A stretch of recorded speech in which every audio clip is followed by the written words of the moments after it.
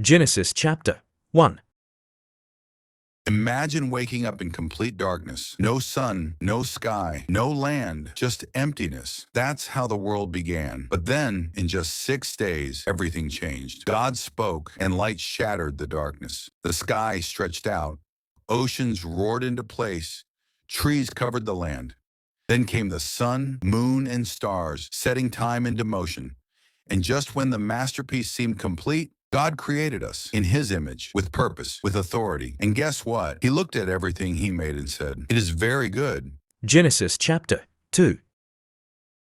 Imagine waking up in a perfect world, just beauty, life, and endless possibilities. This is how the story of humanity begins. God formed Adam from dust, breathed life into him, and placed him in the breathtaking Garden of Eden. Rivers flowed, trees flourished, paradise itself. But there was one rule: do not eat from the tree of the knowledge of good and evil. Adam had everything, yet something was missing. None of the animals were a true companion. So from his own rib, God created Eve, his perfect match. Together they stood as the first humans, the foundation of love and unity. But little did they know, everything was about to change. Genesis chapter 3.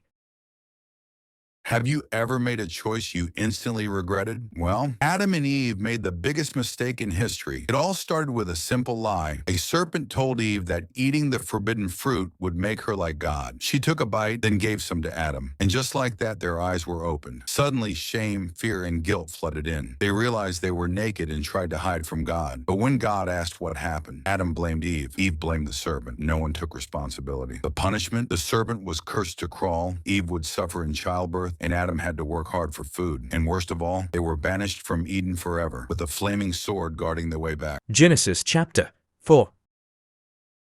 Jealousy ruined his life forever, and it all started with one simple rejection. Cain and Abel, the sons of Adam and Eve, both offered sacrifices to God. But when God favored Abel's offering over Cain's, jealousy consumed him. That jealousy turned into rage, and in a tragic moment, Cain killed his own brother. As punishment, God made Cain a restless wanderer. But here's the twist: God still protected him, marking him so no one could harm him. Cain's journey didn't end there. He built a city, had descendants like Enoch and Lamech, and civilization began to take shape. Meanwhile, Eve gave birth to Seth, and through him, people began calling on the name of the Lord. Genesis chapter 5.